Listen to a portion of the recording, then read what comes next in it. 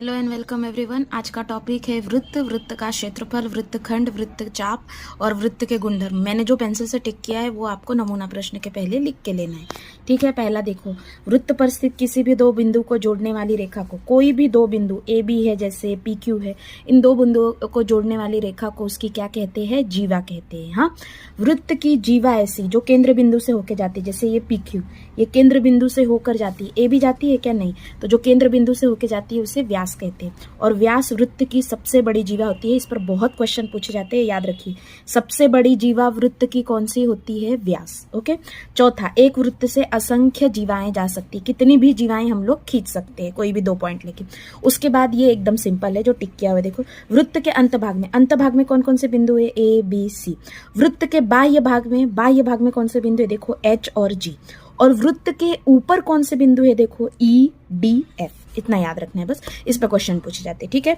वृत्तखंड मतलब जैसे कि वृत्त को 2 पार्ट में बांटा जाता है, एक आधी लाइन खींच के। ऐसे ही चाप भी इसी से होता है कि ये लघु चाप है और ये क्या है? दीर्घ चाप है। वैसे ये लघु वृत्तखंड है और ये क्या है? दीर्घ वृत्तखंड है, ठीक है।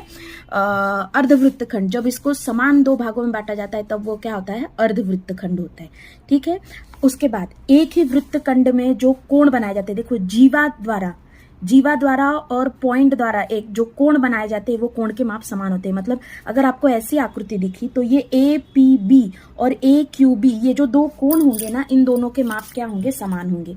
ये और ये कोण के माप क्या होंगे? समान होंगे। और दूसरा क्या बोलता है? देखो, अर्धवृत्त का कोण, मतलब ये जो कोण होते हैं ये दोनों हमेशा क्या होते हैं? समकोण होते हैं। समकोण होते हैं मतलब कितने डिग्री के होते हैं? 90 डिग्री के। इनकी आकृतियां भी बना लेना, हाँ, इन सबकी। ओके। उसके बाद दीर्घ वृत्तखंड का कोण, जो दीर्घ वृत्तखंड है वो कोण कौन सा बनाता है? न्यून कोण बनाता है। और लघु वृत्तखंड कौन सा बनाता है? अधिक कोण बनाता है, ठीक है। अभी केंद्र से जो जीवा पर जो लंब डाला जाता है वो इसको समद्विभाजित करता है। जिस रेखा पे डाला गया है ना उसको समद्विभाजित करता है। समद्विभाजित करता है मतलब क्या? कि ओ ए अगर 4 होगा तो ओ बी भी कितना होगा? 4। ये होता है समद्विभाजित का मतलब। ये जो सामने वाली जो जीवा है उसको 2 समान भागों में बांट देता है, ओके। उसके बाद एक ही सर्वांशम वृत्त के सर्वांशम जीवा के केंद्र समान दूरी पर होते हैं।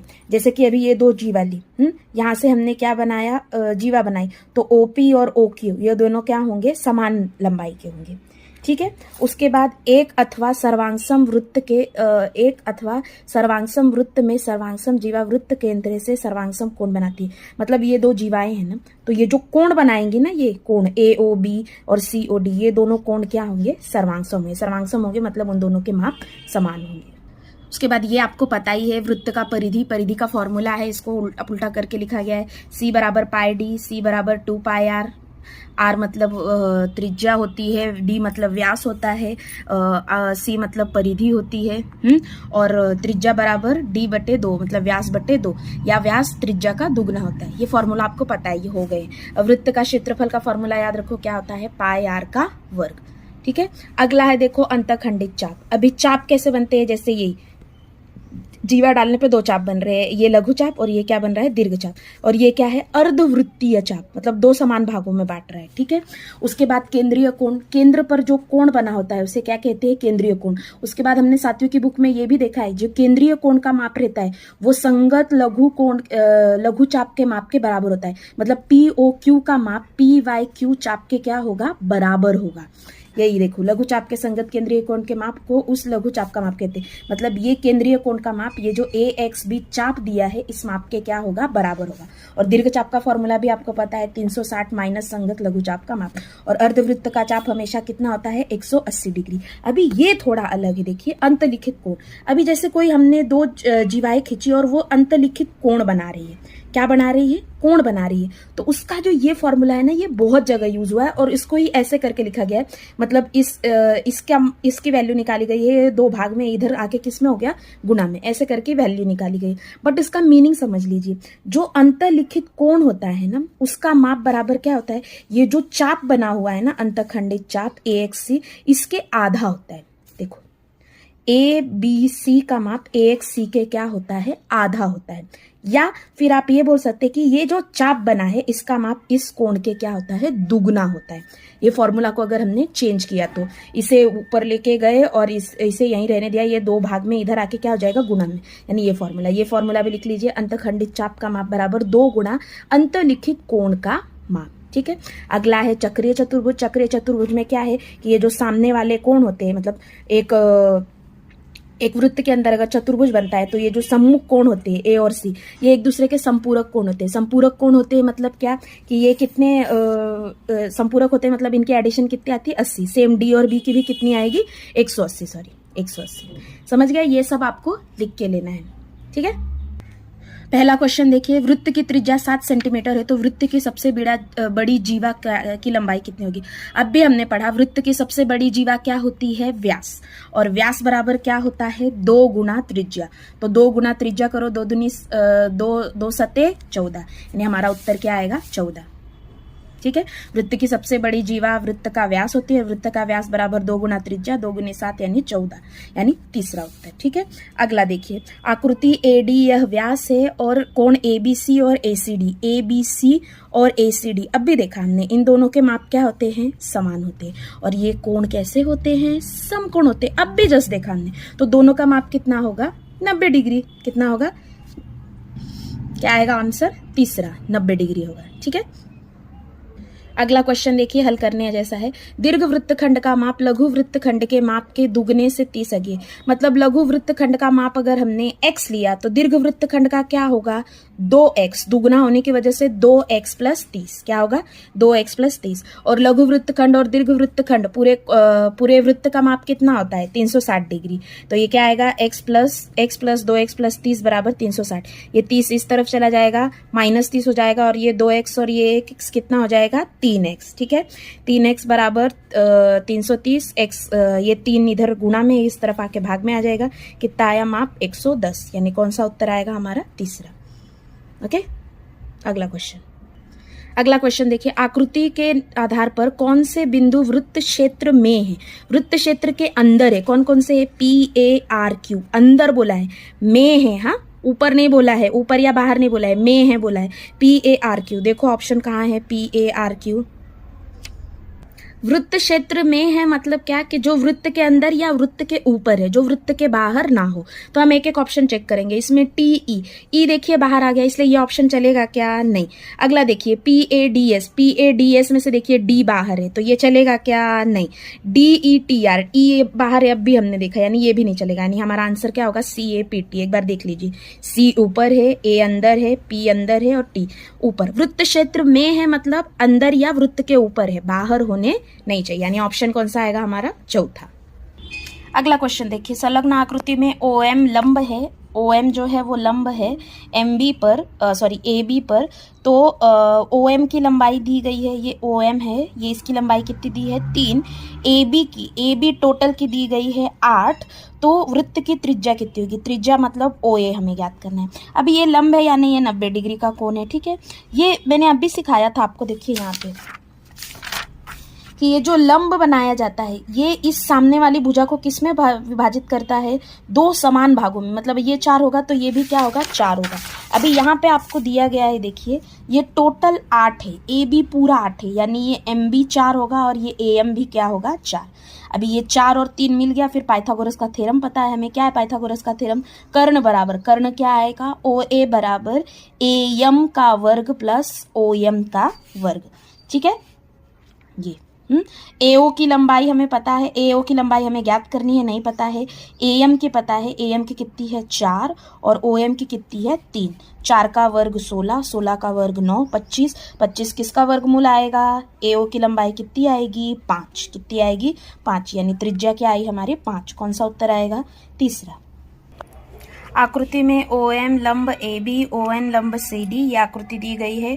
OM और ON की लंबाई 7-7 सेंटीमीटर दी गई है। वृत्त की जो त्रिज्या है, त्रिज्या मतलब OA और OC, ये कितनी दी गई है, 25-25 दी गई है। तो हमें AB और CD की लंबाई ज्ञात करनी है। अभी ये जो लंब डाला है, अभी हमने देखा कि अगर लंब डाला रहता है तो ये ए बी को क्या करता है, दो समान भागों में, सेम सी डी को भी क्या करता है, दो समान भागों में बांटता है। ठीक है, तो अगर ये 7 होगा ए एम, तो ए बी पूरा कितना होगा, 7 7 14। तो हमें क्या करना पड़ेगा, ए एम की लंबाई निकालनी पड़ेगी। ए एम की लंबाई निकालते समय देखिए ये समकोण है, अगर ये समकोण है तो ये भी क्या है, समकोण है, यानी हमें त्रिभुज क्या मिल गया, समकोण त्रिभुज। सेम, दोनों के माप सेम आएंगे। क्यों, क्योंकि इधर भी देखो 7 7 है, इधर भी 25 25 है, तो अगर हम पाइथागोरस का थ्योरम लगाते हैं तो सब में सेम आएगा। ठीक है, तो अभी ये समकोण होने की वजह से ए एम ओ में, समकोण त्रिभुज में ये 7 दिया गया है, कर्ण सामने वाली भुजा 25 दी गई है, तो ए एम हमें निकालना है। ठीक है, क्या आएगा पाइथागोरस का थ्योरम, ओ ए का वर्ग बराबर ए एम का वर्ग प्लस ओ एम का वर्ग। ओ ए का वर्ग बराबर ए एम का वर्ग प्लस एम ओ का वर्ग। अभी हमें ए एम की वैल्यू निकालनी है, इसलिए हम ए एम को यहीं रहने देंगे, इसे उस तरफ लेके जाइए। ए ओ की वैल्यू कितनी है, ओ ए की कितनी वैल्यू है, 25, यहाँ आएगा 25। एम ओ की कितनी है, एम ओ की कितनी है, 7, यहाँ आएगा 7। 25 का वर्ग 625, 49 का 7, माइनस करो 576। अभी 576 किसका वर्गमूल है, वो होगी ए एम की कीमत, किसका है, 24 का। यानी क्या आएगा यहाँ पे, ए एम की कीमत कितनी आएगी, 24। पर 24 आंसर होगा क्या, नहीं, क्योंकि ये 24 है, ये भी कितना होगा, 24, यानी टोटल कितना हुआ, 48। इसलिए उन्होंने देखो दोनों ऑप्शन दिए कंफ्यूज करने के लिए। कंफ्यूज होना नहीं है, पूरा सॉल्व करना है। ये सिर्फ 24 आया, हमें ए बी निकालना है, तो वो पूरा कितना आएगा, 48। और सेम सी डी भी कितना आएगा, 48। दोनों समान है इस वजह से। ठीक है, तो प्रश्न देखिए, आकृति में ए ओ बी का माप दिया हुआ है, ए ओ बी, इसका माप दिया हुआ है 130। तो उन्होंने पूछा है कि ओ ए बी इस कोण का माप और ओ बी ए इस कोण का माप कितना होगा। और उन्होंने क्या बताया कि ये दोनों कोण क्या है, समान है। पहले तो देखिए ओ ए और ओ बी, ये क्या है, त्रिज्या है ना, केंद्र से आके जा रहे, यानी क्या है, त्रिज्या, यानी ये भी समान होंगे। जब दो कोण और दो भुजा समान हो तो ये जो त्रिभुज बन रहा है ओ ए बी, ये कौन सा त्रिभुज होगा, ये होगा समद्विबाहु त्रिभुज, क्योंकि इसकी दो भुजाएं समान है। ठीक है, और हमें पता है त्रिभुज के सभी कोणों का योग कितना होता है, 180। तो ये 130 हो गया, ये ए हो गया, और ये क्या हो गया, बी।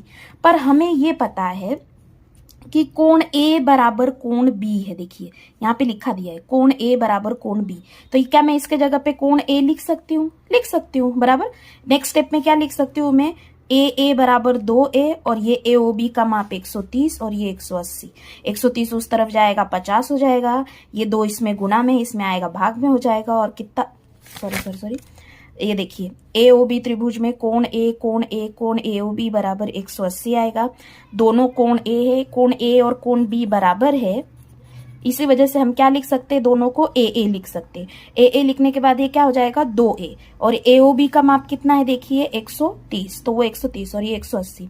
ये 130 इस तरफ जाएगा, 180 में से 130 गए, 50 आए, ये 2a, 2 कोण ए, और ये 2 इधर गुना में है, इस तरफ 25 क्या आएगा, 50 क्या आएगा, तो क्या हो जाएगा, भाग, और 50 का आधा कितना होता है, 25, यानी हमारा उत्तर कितना आया, 25। कोण ए का माप कितना होगा, 25, और वही कोण बी का माप भी होगा।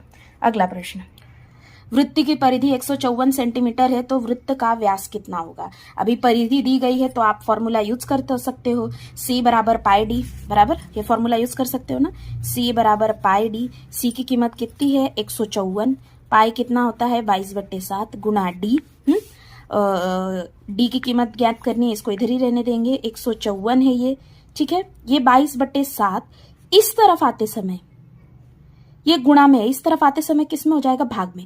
अभी जब बटे में संख्या रहती है और वो इस तरफ आते समय भाग में होती है, मतलब क्या, तो बस उनका उल्टा कर देना है। जैसे ये 22/7 है ना, तो इसका क्या हो जाएगा, 7/22। ओके, ये कट कर दीजिए, 7 गुना 7 कितना आया, 49। डी की कीमत कितनी आई, 49। डी की कीमत कितनी आई, 49। कौन सा ऑप्शन सही होगा हमारा, दूसरा। ठीक है, अगला प्रश्न देखिए, ये भी आपका स्वाध्याय का ही प्रश्न है। किसी घोड़ा गाड़ी के पहिए का व्यास 1.4 मीटर है, 2.2 किलोमीटर दूरी तय करने के लिए उसे पहिए के कितने फेरे ले लेंगे। ये प्रश्न संग्रह में हो चुका है 7वीं में आपका। अभी ये मीटर में है और ये किलोमीटर में। सबसे पहले इसको किलोमीटर में चेंज करेंगे, किलोमीटर को मीटर में चेंज करेंगे। उसके लिए हमें क्या करना पड़ेगा, 1000 से गुना करना पड़ेगा। तो ये 1000 का कितना हो जाएगा, 2.2 गुना 1000 कितना हो जाएगा, 2200। ओके, कितना हो जाएगा, 2200। अभी आगे देखिए, हमें फेरे निकालने हैं। पहिए के कितने फेरे हुए, तो हमें क्या निकालना पड़ेगा, परिधि। पहिए की परिधि और पहिए की परिधि बराबर क्या होगा, पहिए का एक फेरा। ठीक है, पहिए की परिधि क्या होगी, C बराबर पाई डी। पाई की कीमत 22/7, डी की कीमत 1.4। ये 7 को और इससे गुना करेंगे, भाग देंगे, कितना आएगा, 0.2। साइड में करके देखना है। फिर 22 गुना 0.2 कितना आया, 4.4 मीटर। अभी पहिए के कुल फेरे का फॉर्मूला क्या होता है, मैंने आपको याद करवाया था। पहिए के कुल फेरे बराबर कुल दूरी बटे पहिए की परिधि। कुल दूरी है 2200, पहिए की परिधि है 4.4। अभी यहाँ पे देखिए, पॉइंट के बाद एक अंक है ना, इसलिए हम इसके पॉइंट को हटाने के लिए ऊपर क्या कर देंगे, एक 0 लगा देंगे, तो नीचे का पॉइंट निकल जाएगा। अभी इसको भाग दीजिए, भाग देने पे कितना आएगा, 500। यानी कौन सा ऑप्शन सही होगा हमारा, दूसरा। ओके, 10वां प्रश्न देखिए, सेम प्रश्न है।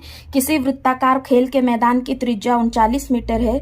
मैदान के चारों ओर तार के बाड़ लगाने। मैंने जब बोला था चारों ओर तार के बाड़ लगाने या पहिए के फेरे निकालने, तो हमें क्या निकालना पड़ेगा, परिधि। क्या निकालना पड़ेगा, परिधि। अभी देखिए 49 मीटर दी गई है, तो फॉर्मूला लगेंगे मैदान की परिधि बराबर 2πr। उत्तर आएगा देखो 308। जब 1 मीटर के लिए 50 लग रहा है, तो 308 मीटर के लिए कितना लगेगा, 308 गुना 5। ठीक है, कितना आएगा उत्तर, 1540। ठीक है, कितना आएगा, 1540। क्यों, उन्होंने सिर्फ हमने कितने फेरे लगाने हैं, 5 फेरे। अगर हम सिर्फ इसको गुना करेंगे 50 से, तो एक ही फेरे का आएगा। 5 फेरे लगाने, इसलिए पहले 5 फेरे के लिए तार कितना लगेगा, 5 गुना 308।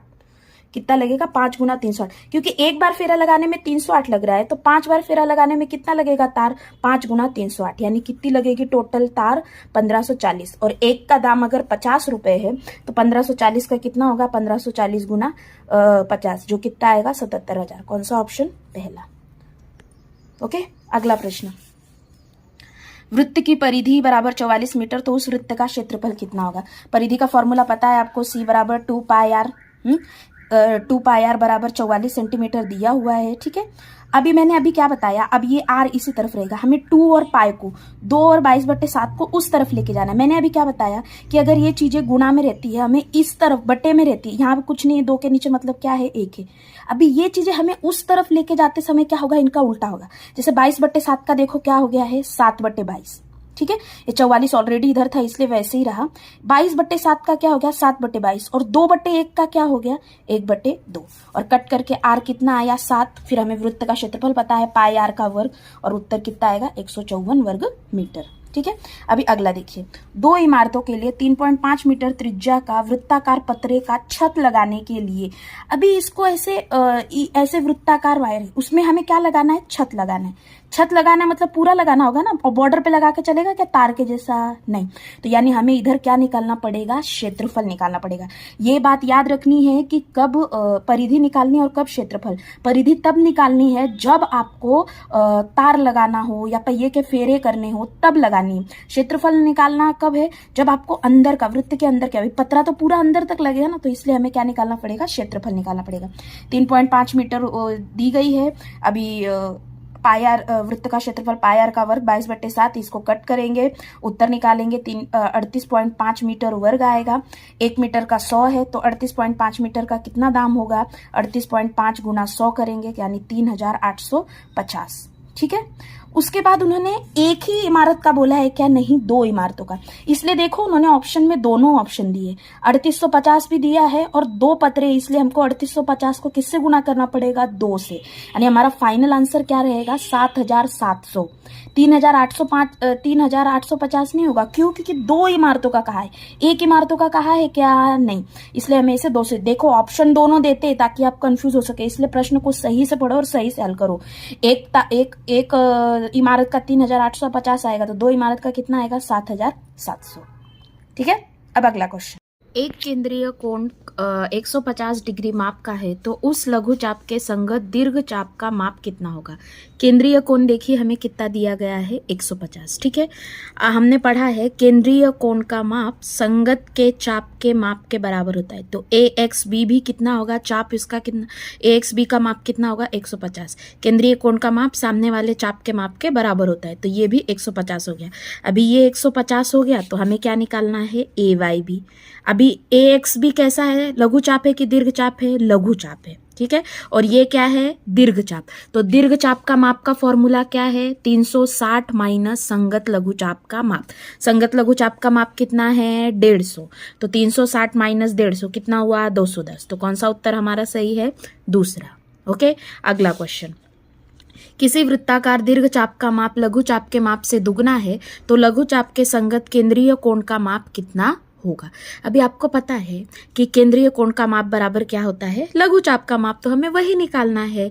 हाँ, देखिए संगत लघु चाप का माप बराबर केंद्रीय कोण का माप होता है, ठीक है। तो सबसे पहले अभी हम कंडीशन देख लेते हैं। लघु चाप दीर्घ चाप का माप लघु चाप के माप से दुगना है। हम लघु चाप के माप को यदि x मानेंगे तो दीर्घ चाप का माप क्या होगा, 2x। हाँ, और दोनों चापों का योगफल कितना होगा, 360, यानी x प्लस 2x बराबर 360। x प्लस 2x कितना होगा, 3x। 3x बराबर 360, 3 इधर गुना में है, इस तरफ आएगा तो भाग में हो जाएगा। 360 को 3 से भाग दो, कितना आया उत्तर, 120। और वही होगा केंद्रीय कोण का माप, यानी कौन सा ऑप्शन सही होगा हमारा, पहला। ओके, अगला क्वेश्चन।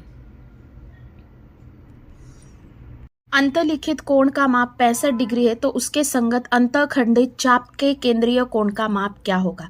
हमने ये फॉर्मूला देखा था, देखिए कि अंतखंडित कोण का माप बराबर अंतखंडित चाप का माप बटे 2, ठीक है। तो ये फॉर्मूले को हम लोग यूज करेंगे। अंतलिखित कोण का माप कितना है, 65, इस तरफ 65 आ जाएगा। अंतखंडित चाप का माप हमें नहीं पता है, ये दो यहाँ भाग है, इस तरफ आएगा गुना हो जाएगा, 65 दूना 130, यानी अंतखंडित चाप का माप कितना आएगा, 130। कौन सा ऑप्शन सही होगा, तीसरा। ओके, अगला क्वेश्चन। आकृति में माप कोण APQ बराबर 50 है। ये आकृति में इसका माप कितना है, 50 है। PQ यह व्यास है, तो माप चाप AZP का क्या होगा। AZP का माप क्या होगा, ये देखिए अंतखंडित चाप है। हाँ, अंतखंडित चाप है, किस अंतखंडित कोण का, इस कोण का, किस कोण का, Q का। हाँ, ये फॉर्मूला के अनुसार हमें हल करना है। अंतखंडित कोण कौन सा है, ये PQA, ये। हाँ, और इसका चाप कौन सा है, PZA, ठीक है। हमें PZA का या AZP का ही माप ज्ञात करना है, तो पहले हमें Q को करना पड़ेगा। अभी आपको ये त्रिभुज दिख रहा है, इसमें 50 दिया गया है, और उन्होंने क्या बोला था, व्यास के साथ यदि कोई कोण बनता है तो वो कोण कितने डिग्री का होता है, 90 डिग्री का। तो ये कोण कितने डिग्री का होगा, 90। ये 90, ये 50, और त्रिभुज के सभी कोणों का योग कितना होता है, 180। कितना होता है, 180। तो देखिए ABP,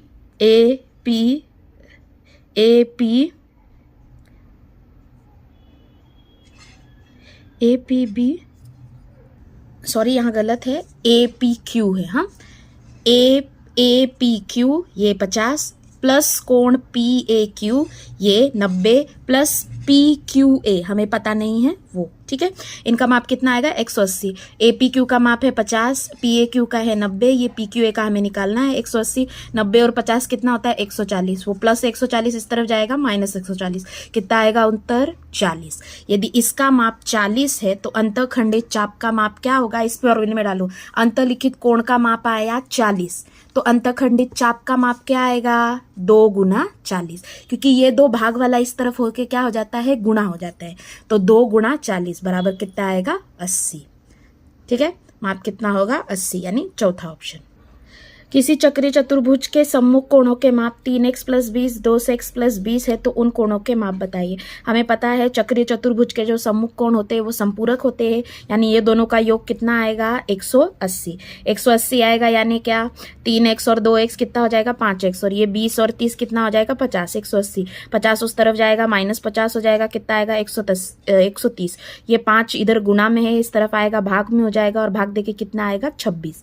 तो वैल्यू आ गई क्या, नहीं। अभी यहाँ पे डालो 3 गुना 26 प्लस 20 बराबर कितना आया 98, और दूसरा है 2x प्लस 30, x की जगह क्या डालेंगे ये 26, 2 गुना 26 प्लस 30 कितना आया 82, यानी 98 और 82, यानी कौन सा ऑप्शन सही होगा हमारा 98 और 82, ये पहला ऑप्शन। ओके, पर्याय क्रमांक 1। अब देखते हैं अगला क्वेश्चन। आकृति में माप कोण ए 110 है तो माप चाप BAD जो है, BAD जो इसका चाप है ये निकालना है हमें। अभी ये वापस क्या है ये फॉर्मूले वाला अंतखंडित। हाँ, अभी देखिए ये अंतखंडित चाप है और इसका अंतखंडित कोण कौन सा है, ये अंतखंडित चाप है। हमें इसकी वैल्यू ज्ञात करनी है। देखो BAD, देखो लिखा है ना BAD का माप ज्ञात करो, BAD के, तो ये किसका अंतखंडित चाप है, इस कोण का। तो पहले हमें C को निकालना पड़ेगा, ठीक है। A दिया हुआ है कितना है 110। हमें पता है कि सम्मुख कोण क्या होते हैं, संपूरक होते हैं। सम्मुख कोण क्या होते हैं, संपूरक। यदि ये 110 है तो संपूरक कोण का टोटल कितना होता है 180, तो ये C कितना होगा 70, कितना होगा 70, ठीक है।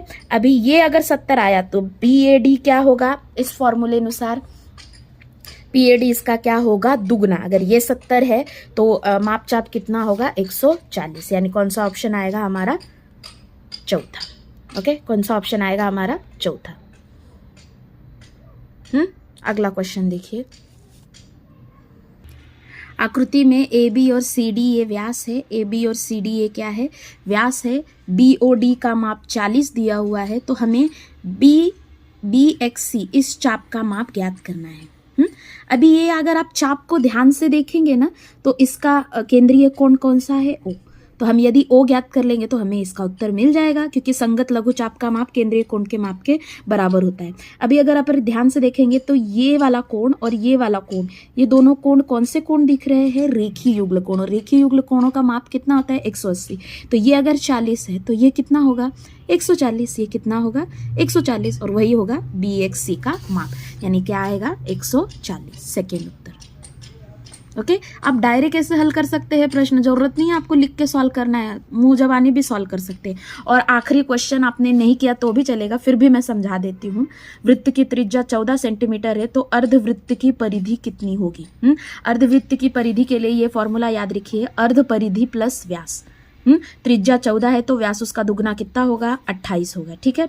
अर्ध परिमिति, पूरी परिमिति का फॉर्मूला क्या है 2πr, तो आधी परिमिति का फॉर्मूला क्या होगा πr प्लस ये व्यास d, ठीक है। पाए की कीमत 22/7, आर की कीमत 14 प्लस ये 28, 7 दूनी 14, 22 दूना 44 प्लस 28 कितना आया 72।